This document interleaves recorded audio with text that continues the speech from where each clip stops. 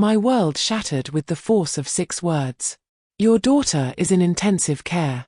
The sterile hospital air stung my lungs as the receptionist's voice echoed in my head. Just 30 minutes earlier, I'd been wheeling my suitcase through my front door, still carrying the scent of European cafes and Mediterranean breezes, expecting to surprise Olivia with Parisian chocolates and Italian leather. Instead, I found an unopened envelope from Northwestern Memorial Hospital leaning against my doorframe, collecting dust for days. How long has she been here?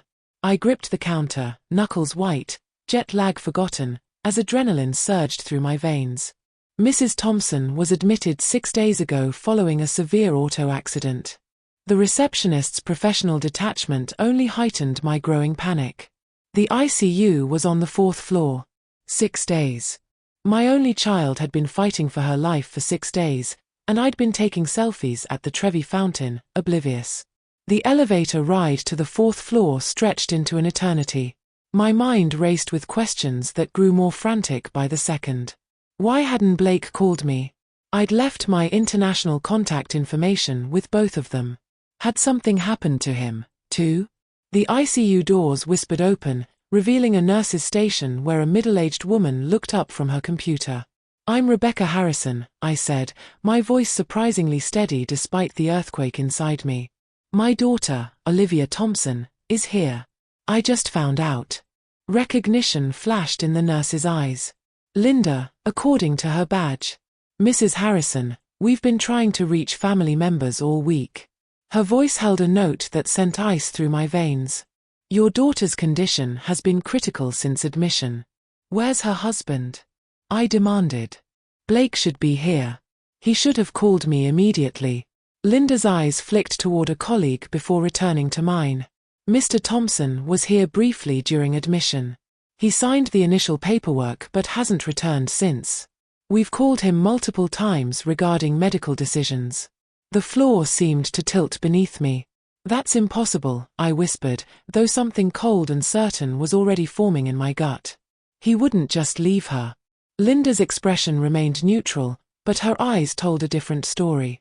"Dr. Patel is your daughter's attending physician. He'll be making rounds soon to discuss her condition. Would you like to see Olivia now?" I nodded, suddenly terrified of what awaited me. "I should prepare you," Linda said gently as she led me down the corridor. "She has extensive injuries and is currently on ventilator support." Nothing, not her warning, not my decades of professional composure, not the countless crisis management situations I'd navigated in my career, could have prepared me for the sight that greeted me when we entered room 412. My beautiful, vibrant Olivia lay suspended in a web of medical technology. Tubes snaked from her mouth, her arms disappearing beneath the thin hospital blanket. Her face, the face I'd memorized from her first newborn moments, was swollen beyond recognition, mottled with deep purple bruising. A surgical dressing covered the right side of her head where they'd clearly operated. Casts encased her left arm and right leg elevated slightly on pillows.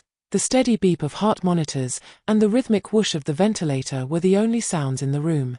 "Olivia," I choked out, carefully, taking her unbandaged hand. Her skin felt cool beneath my fingers. Nothing like the warm, animated daughter who hugged me fiercely before my vacation. "I'm here, baby. Mom's here now."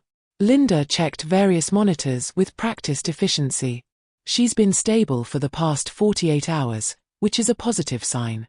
The neurosurgery team successfully reduced the intracranial pressure from her head trauma." "What exactly happened?" I managed to ask, not taking my eyes from Olivia's face, searching for any flicker of response to my voice. According to the police report, her husband was driving.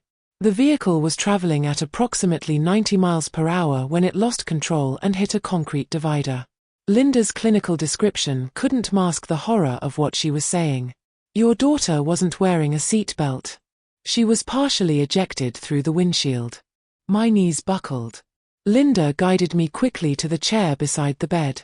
"And Blake?" I asked, a strange calm descending over me as something primal began to replace shock. "Was he injured?" "Minor lacerations and bruising. He was treated in the ER and released that same night." Released. The word hung in the air between us. Blake had walked away from the hospital from Olivia with scratches while she lay shattered, fighting for every breath. "I'll need copies of all her medical records," I said, my voice dropping to the precise measured tone that had made junior executives tremble during my 30-year career in finance. "And the police report." Linda nodded, seeming almost relieved by my composure. "I'll have everything prepared. And Mrs. Harrison, it's good you're here. She needs an advocate right now." After she left, I leaned close to Olivia's ear, careful not to disturb any of the equipment keeping her alive. "Listen to me, sweetheart. I'm not going anywhere. I'm going to find out exactly what happened, and I promise you, I will get answers." I squeezed her hand gently, hoping somewhere in the darkness of her unconsciousness, she could feel I was there. Then I pulled out my phone, the executive in me taking control, while the mother in me fought back tears, the questions hammered in my mind with every beep of Olivia's heart monitor. Where was Blake? Why hadn't he called me? Why would he abandon his wife in this sterile room of machines and tubes? What could possibly be more important than being by her side? My fingers hovered over his contact. I'd start with a simple text. No accusations, no emotions that might make him defensive. Just a mother looking for her daughter's husband during a crisis. "Blake, I'm at Northwestern with Olivia. Please call me immediately."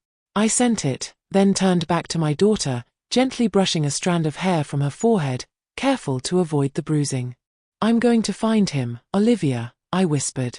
"And I'm going to find out why he left you here alone." The monitor beeped steadily as I settled into the chair beside her bed. My body exhausted from travel, but my mind razor-sharp with purpose. My European vacation felt like a distant dream now, replaced by a single mission. Discover the truth about what happened to my daughter, and why the man who vowed to love her in sickness and in health was nowhere to be found. I had no idea then how deep this rabbit hole would go, or how dark the answers would be. But as I watched my only child fight for her life, one thing became crystal clear. Whoever Blake Thompson really was, whatever he was hiding, he had picked the wrong mother to underestimate. The antiseptic hospital air burns my lungs as I stand frozen in the ICU doorway, staring at the unrecognizable face of my daughter. 6 days she's been here, broken, intubated, fighting for life, while I wandered European streets oblivious to her suffering.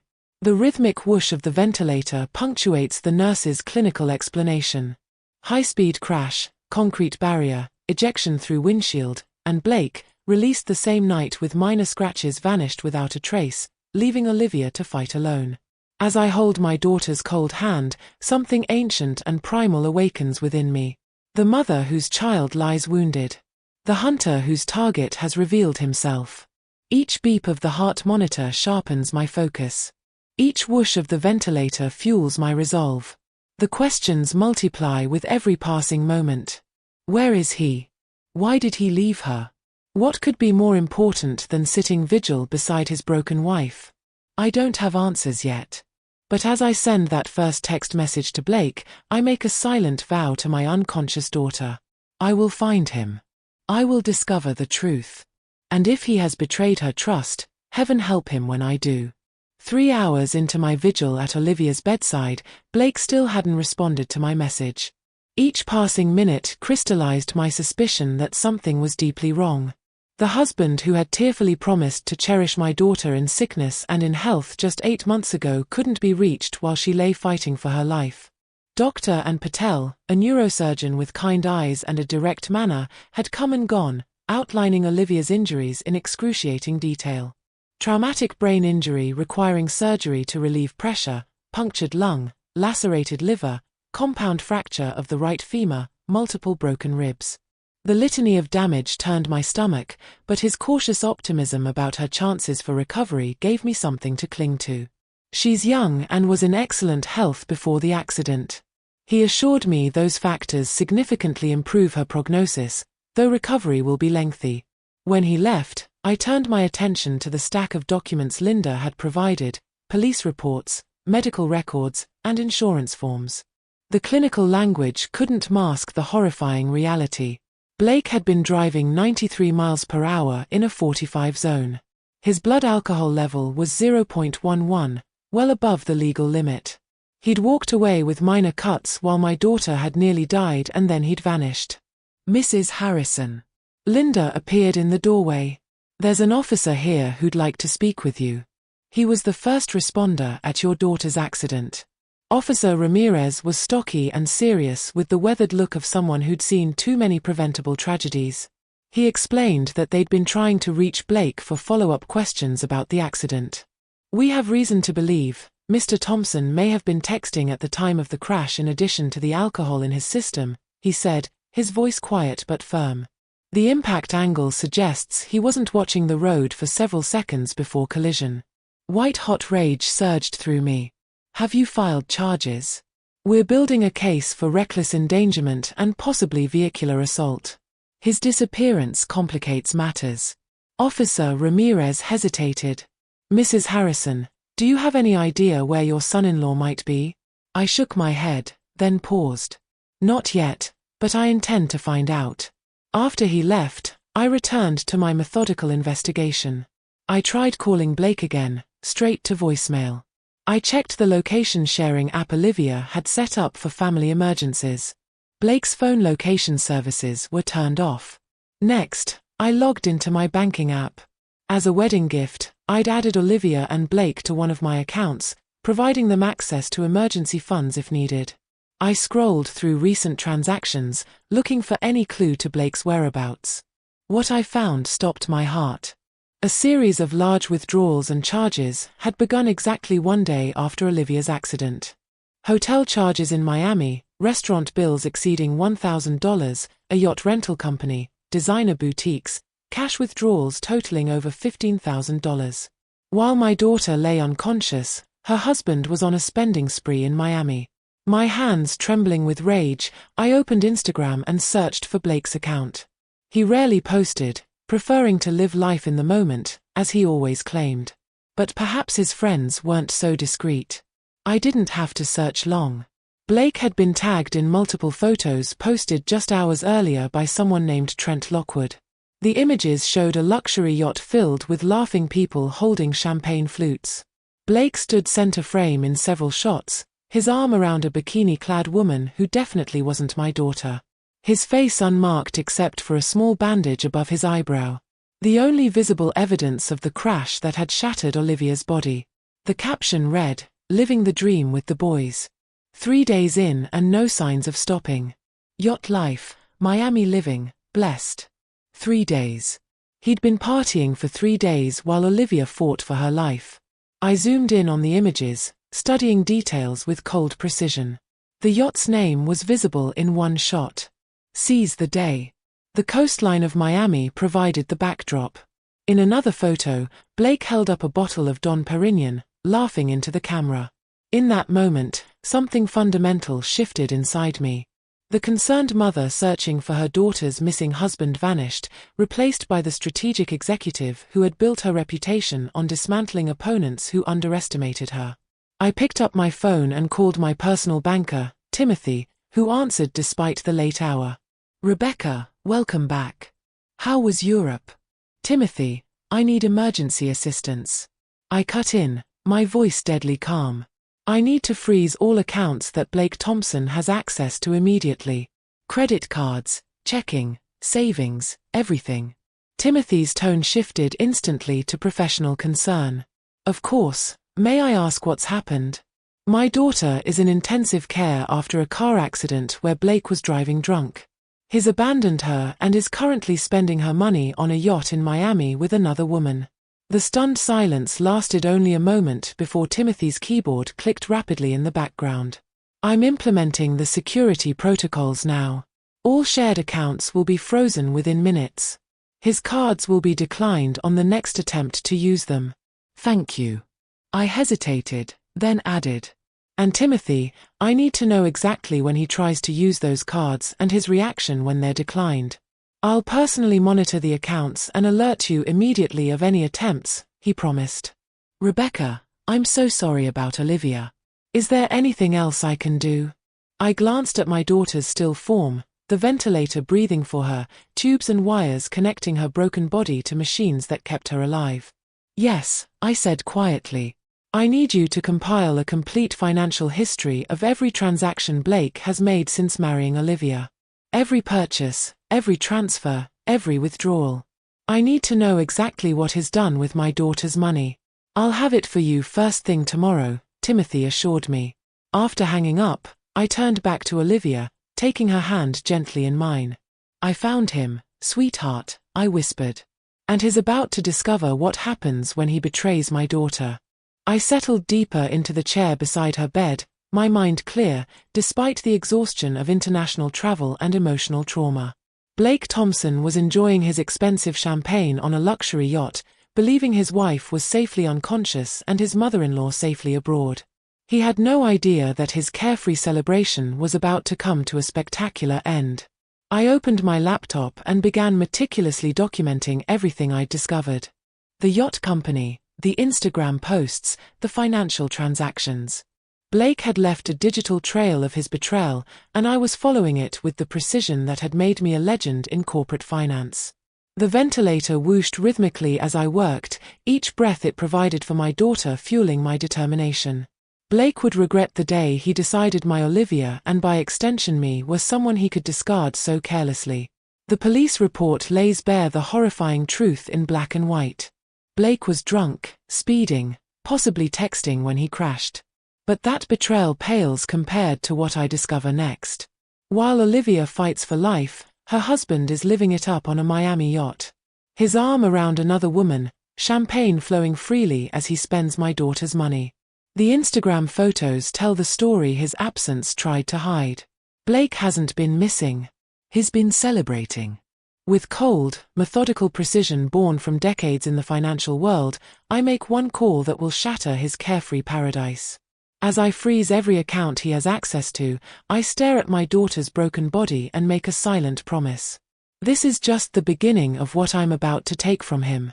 The champagne in his glass right now, it's the last he'll enjoy at my daughter's expense. In minutes, his cards will be declined, his access terminated, his borrowed luxury evaporated into Miami's humid air. And he won't know yet that the architect of his downfall is sitting in a hospital room 1,500 miles away, just getting started. Exactly 57 minutes after I froze the accounts, my phone rang. Blake's name flashed on the screen, and I allowed myself a small, cold smile before answering. Rebecca Harrison, I answered calmly, as if this were any business call. Rebecca, what the hell is going on? Blake's voice was slurred, the background noise suggesting he was still on the yacht. My cards are being declined. All of them. Are they? I kept my tone mild, almost curious. How inconvenient for you. Did you do this? Confusion gave way to accusation. You can't just. I'm sitting beside Olivia's hospital bed. I interrupted each word precise as a surgical instrument. She's on a ventilator, Blake. Do you know what that means? A machine is breathing for her because she can't do it herself. Silence fell on his end, broken only by distant laughter and music. I can explain, he finally managed, his voice dropping to a conspiratorial whisper. This trip, it's not what it looks like. I needed to clear my head after the accident. The trauma of it all. Spare me, I cut in. I've seen the Instagram photos. Your trauma looks remarkably like a champagne-soaked party with another woman on your arm. Those are just friends. Officer Ramirez is looking for you, I continued as if he hadn't spoken. Something about driving under the influence. Reckless endangerment, possibly vehicular assault. He seems very interested in speaking with you. The background noise suddenly diminished, as if he'd moved to a quieter location. When he spoke again, his voice had changed, harder, less charming, with an edge I'd never heard before. Listen to me carefully, Rebecca. You need to unfreeze those accounts right now. I have expenses to cover here. Expenses? I repeated, letting the word hang in the air between us. Like the $15,000 in cash withdrawals or the yacht rental or perhaps the $3,000 dinner last night. His sharp intake of breath told me he hadn't expected me to know the details. You've been monitoring my spending. That's an invasion of privacy. A laugh escaped me. Short, harsh, entirely without humor. Privacy. You're spending my daughter's money while she's fighting for her life. The daughter you nearly killed with your reckless driving. That's not fair, he protested, though. There was a new calculation in his tone. The accident wasn't my fault. The other car, there was no other car, Blake. I've read the police report. You were drunk. You were speeding. You were texting. And Olivia wasn't wearing a seat belt. Did you even check if she was buckled in before you decided to play race car driver on Lakeshore Drive? His breathing changed, becoming more controlled. When he spoke again, his voice had dropped to something almost reasonable. Cajoling.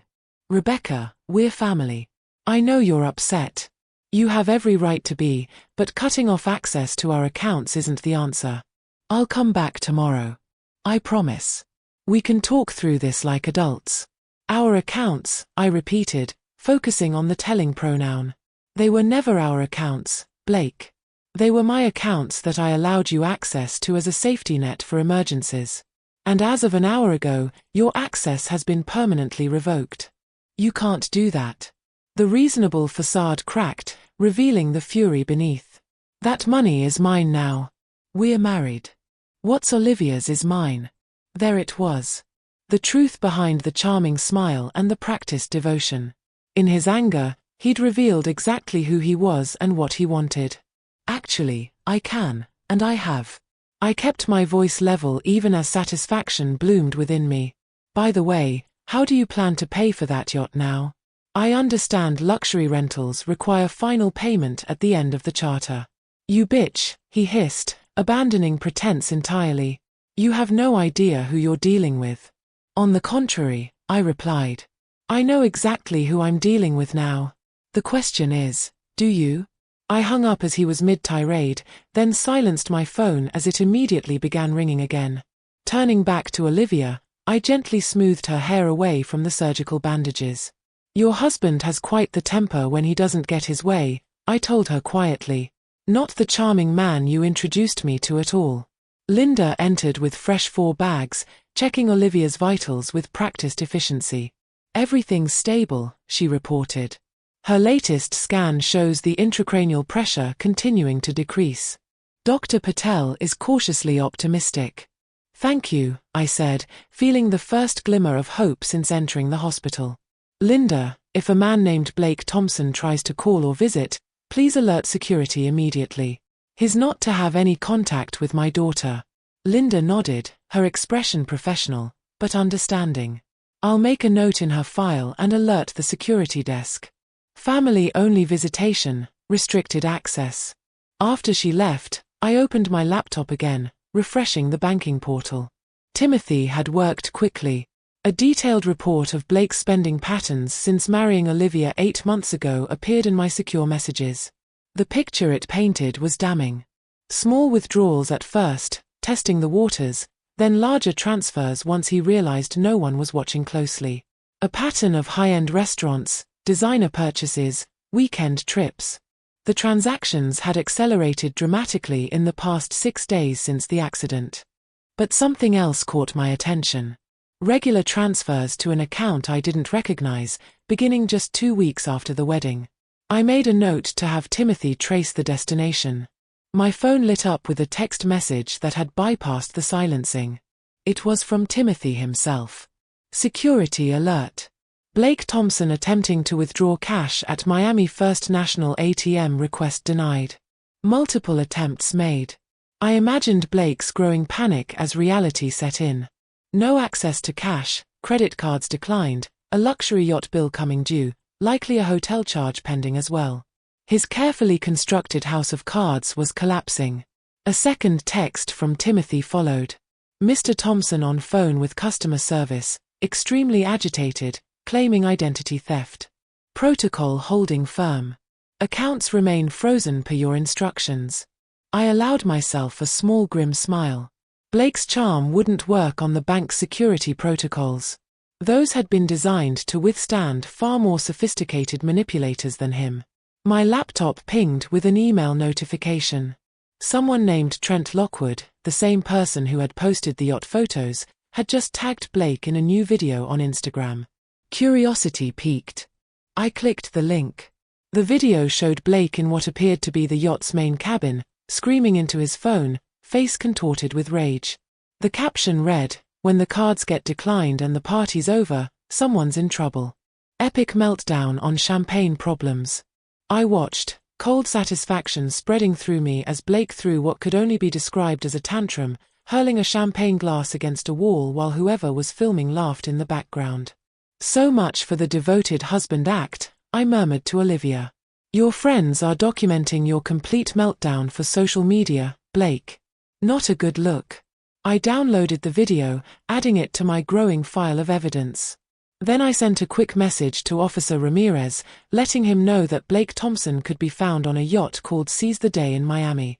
The ventilator continued its rhythmic whooshing as I settled back in the chair beside Olivia's bed. Phase 1 of my response was complete, cutting off Blake's financial access. Phase 2, legal consequences, was now in motion, and I was just getting started. Morning arrived at Northwestern Memorial with the shift change of nurses. I dozed intermittently in the recliner beside Olivia's bed, waking at every change in the rhythm of her monitors, every entrance of medical staff checking vitals. Linda finished her night shift with a gentle update. She had a stable night. "That's positive, especially with brain injuries." I nodded gratefully, stretching stiff muscles that protested the uncomfortable sleeping arrangement. "Any word on when they might try reducing the sedation?" "Dr. Patel will discuss that during rounds. The latest scans are encouraging." She hesitated, then added, "Officer Ramirez called the nurse's station around 5 a.m. He asked that you contact him when you're available." My phone had accumulated dozens of notifications overnight, multiple missed calls from Blake, increasingly desperate voicemails, text messages alternating between threats and pleas. Several alerts from Timothy detailing continued attempts to access frozen accounts, and most interestingly, a string of notifications from social media where Blake's yacht meltdown had gained unexpected traction. After freshening up in Olivia's private bathroom and obtaining blessed coffee from the nurse's lounge, I called Officer Ramirez. "Mrs. Harrison," he answered promptly. "I wanted to update you on the situation with your son-in-law." "You found him?" I asked, stepping into the hallway to avoid disturbing Olivia. "Miami-Dade police made contact with Mr. Thompson last night aboard the yacht you identified. They were unable to detain him on our charges immediately due to jurisdictional procedures, but they did inform him he's wanted for questioning in Chicago. So he's still free," I stated flatly, "for now. But there's been a development." Ramirez's voice took on a note of satisfaction. "It seems Mr. Thompson was unable to pay for his yacht charter. When the company attempted to process his card for the final payment this morning, it was declined. All his alternative payment methods were similarly rejected." I allowed myself a small smile. How unfortunate for him indeed. The charter company has filed charges for theft of services. Miami-Dade is now actively looking for him again as he apparently left the marina sometime during the night. "So, he's on the run," I concluded. "It appears. So, we flagged his passport in case he attempts to leave the country, though that seems unlikely given his financial situation." Ramirez paused. "Mrs. Harrison, I should warn you, individuals in his position often attempt to contact family members for assistance. If he reaches out, he already has, I informed him multiple times. I have no intention of helping him evade responsibility." After ending the call, I returned to Olivia's bedside, updating her one-sided on recent developments, as I'd been doing since arriving. The nurses had encouraged me to speak to her normally, explaining that many coma patients later reported awareness of conversations during their unconscious state. "Your husband is having a very bad morning, sweetheart," I told her, gently holding her uninjured hand. "Turns out luxury yachts expect payment." Who knew? Dr. Patel arrived for morning rounds, bringing cautiously optimistic news. Olivia's latest brain scans showed reduced swelling. If the improvement continued, they plan to begin reducing her sedation tomorrow to assess her neurological function. "Recovery from traumatic brain injuries is rarely linear," he cautioned. "We need to prepare for a long road ahead with potential setbacks." "I understand," I assured him. "I'm not going anywhere." After he left, I opened my laptop to review Timothy's overnight report. He'd successfully traced the mystery account, receiving regular transfers from Blake. It belonged to a Jennifer Sanderson in Tampa, Florida. The name meant nothing to me, but a quick social media search revealed a stunning brunette in her early 30s whose profession was listed as wellness consultant and lifestyle coach. More interesting was a photo from 6 months ago, 2 months after Olivia and Blake's wedding, showing Jennifer on a beach with a familiar figure. The caption read, "Weekend getaway with my love secret rendezvous." The man's face wasn't visible, just his back as he gazed out at the ocean, but I recognized Blake's distinctive shoulder tattoo. The tribal design he claimed represented freedom and ambition. My blood ran cold. Blake hadn't just abandoned Olivia after the accident. He'd been betraying her all along.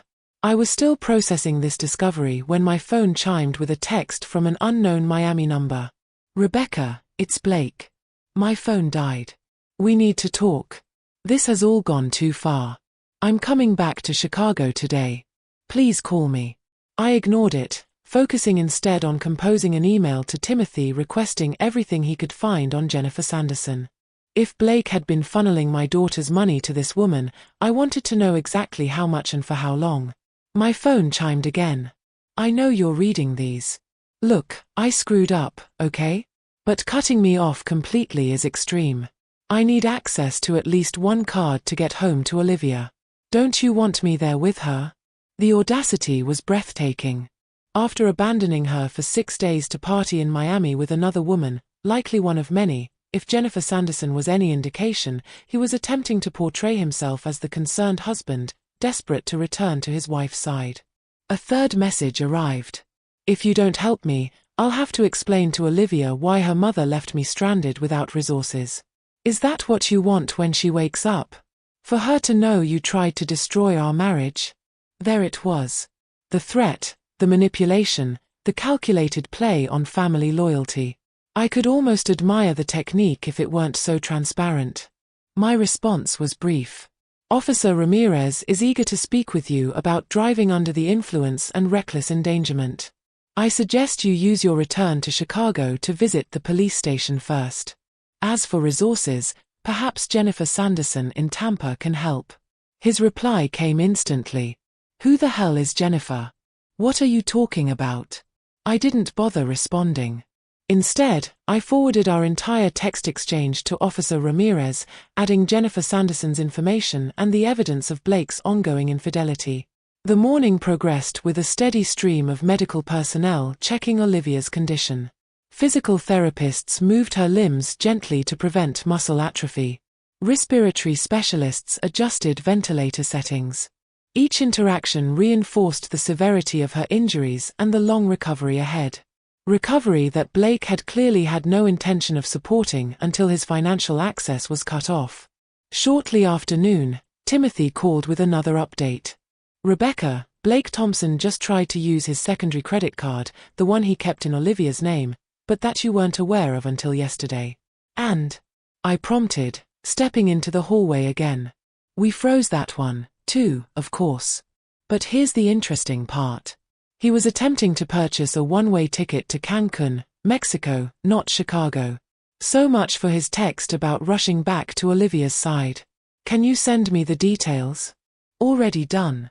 I've also taken the liberty of alerting the airline security team since using Olivia's credit card while she's incapacitated constitutes potential fraud."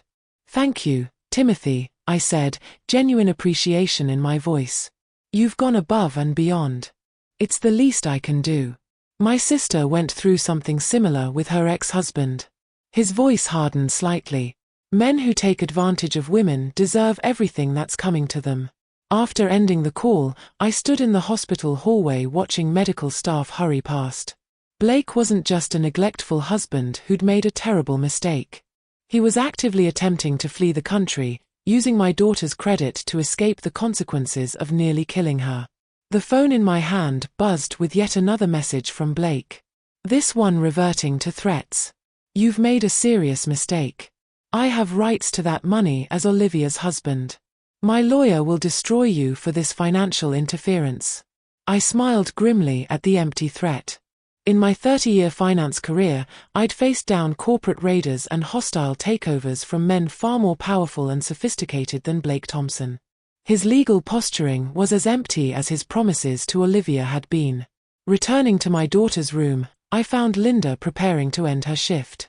Dr. Patel ordered another scan for this afternoon, she informed me. If the results continue to show improvement, they'll begin weaning the sedation tomorrow morning. Thank you for everything, Linda, I said sincerely. Your care for Olivia has been extraordinary. After she left, I settled back beside my daughter, taking her hand gently in mine. I'm learning some difficult truths about your husband, sweetheart, I told her quietly. But don't worry, I'm handling it. By the time you wake up, you'll be protected from whatever he might try next. The ventilator continued its steady rhythm as I opened my laptop again, preparing for the next phase of dismantling Blake Thompson's carefully constructed facade. Day 3 of my hospital vigil brought the first real change in Olivia's condition. Dr. Patel and his team began the careful process of reducing her sedation, watching for signs of neurological response as the powerful drugs slowly cleared her system. This will take time, he cautioned as he checked her pupils' reaction to light. The brain awakens gradually after trauma. Don't expect immediate consciousness. I nodded, having spent the night researching traumatic brain injuries and recovery timelines. What signs should I watch for? Spontaneous movement, changes in breathing patterns, eye-opening, even briefly. Report anything unusual immediately. Throughout the morning, I divided my attention between Olivia and the growing pile of evidence against Blake. Timothy had delivered beyond my expectations, providing a comprehensive dossier that painted a disturbing picture of the man my daughter had married. Blake Thompson's financial betrayal went far deeper than the post-accident spending spree. For the entire 8 months of their marriage, he had been systematically siphoning money from their joint accounts. Small transfers at first, testing boundaries, establishing patterns, then progressively larger amounts as his confidence grew. Jennifer Sanderson wasn't his only side relationship. Timothy had identified 3 separate women receiving regular payments from Blake, all in different cities. The wellness coach in Tampa, a yoga instructor in Phoenix, a personal stylist in Nashville. Each connected to Blake through discreet but traceable financial threads. Most damning was the discovery that Blake had taken out a $500,000 life insurance policy on Olivia just 2 months after their wedding, naming himself as the sole beneficiary. The policy included double indemnity for accidental death, a detail that sent chills down my spine when considered alongside the high-speed crash he had walked away from with barely a scratch. I was compiling these findings into a report for Officer Ramirez when my phone rang with an unfamiliar Chicago number. Mrs. Harrison, this is Detective Morales with Financial Crimes. Officer Ramirez suggested I contact you regarding your son-in-law, Blake Thompson. I straightened in my chair. Yes, Detective. What can I help with? We've been investigating Mr. Thompson for several weeks on unrelated matters. Your information about his activities in Miami provided useful context. Her professional tone couldn't quite mask her interest. I understand you've frozen his access to family accounts. I have. After discovering he abandoned my critically injured daughter to party in Miami, I took steps to protect her assets. Smart move, Detective Morales commented. Mrs. Harrison, would you be willing to come to the station when possible to make a formal statement? Mr. Thompson's activities appear to extend beyond simple marital infidelity.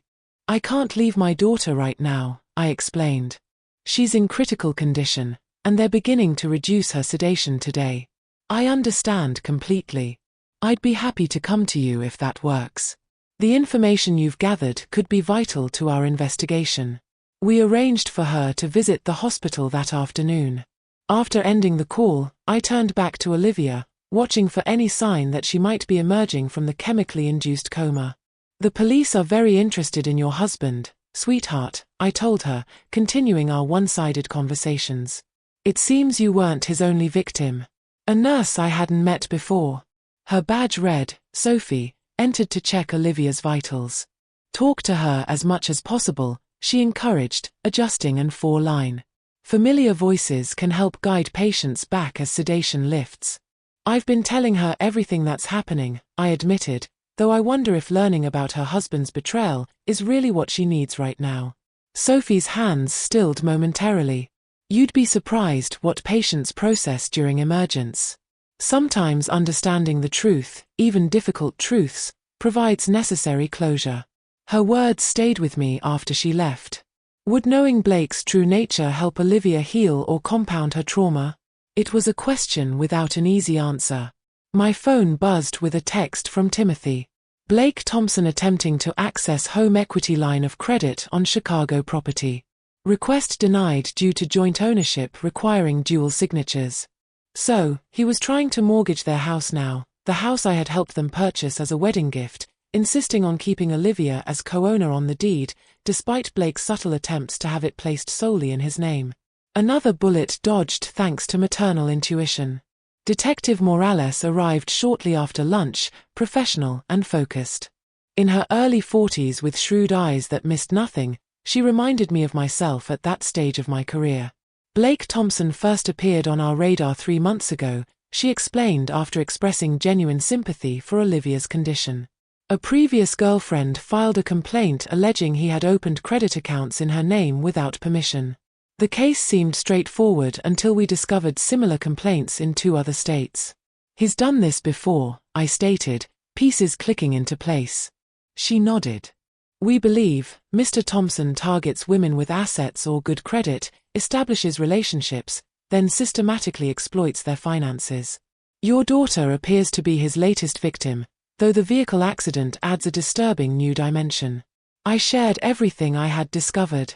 The multiple women receiving payments, the life insurance policy, the attempted escape to Mexico. Detective Morales took careful notes, occasionally asking clarifying questions.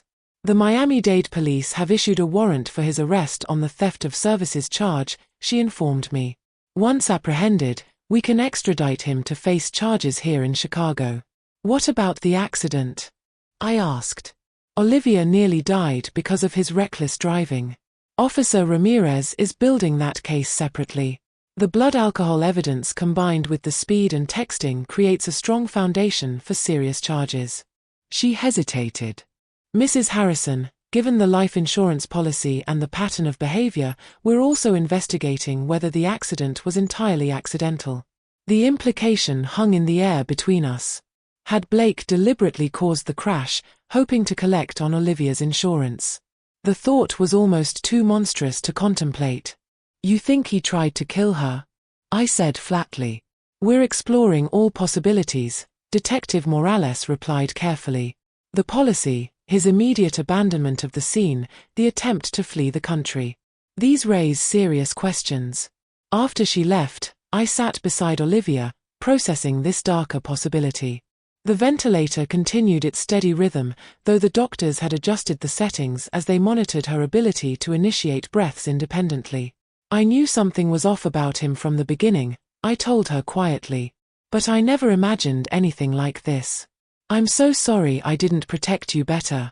A slight twitch of Olivia's fingers against mine sent my heart racing. I watched intently, wondering if I'd imagined it when it happened again, a definite, if weak, pressure against my hand. Olivia. I leaned closer, squeezing her hand gently. Can you hear me, sweetheart? No further response came, but I immediately alerted the medical team. Dr. Patel confirmed it was a positive sign, though he cautioned against expecting too much too soon. The journey back from brain injury is measured in small victories, he reminded me.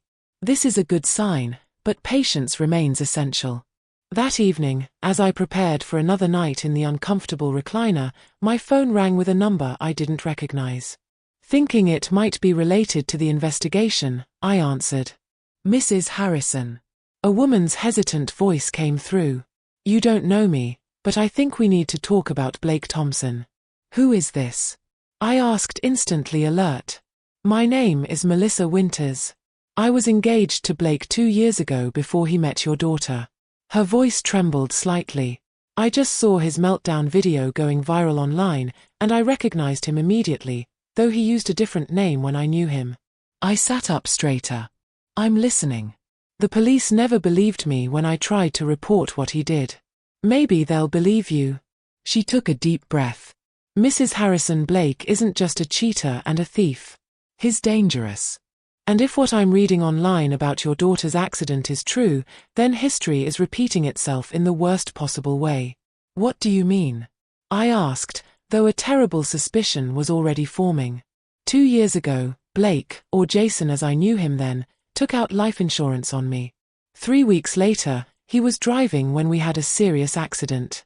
I was hospitalized with multiple injuries. He walked away without a scratch. Cold certainty settled in my chest and then he disappeared. Yes, along with my savings and everything else he could access.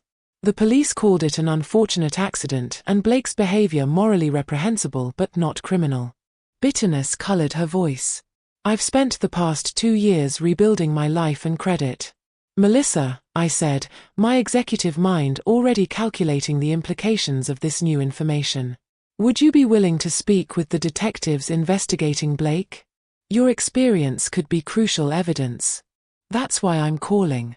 I saw the news about your daughter, and I couldn't stay silent this time. Not if he's hurt someone else the same way. After getting her contact information and connecting her with Detective Morales, I returned to Olivia's bedside with renewed determination. Blake Thompson hadn't just betrayed my daughter. He had potentially tried to kill her as part of a pattern of predatory behavior targeting women. The small pressure of Olivia's fingers against mine earlier took on new significance. She was fighting her way back to a world where her husband was not who she thought he was, where the life she had built was constructed on lies.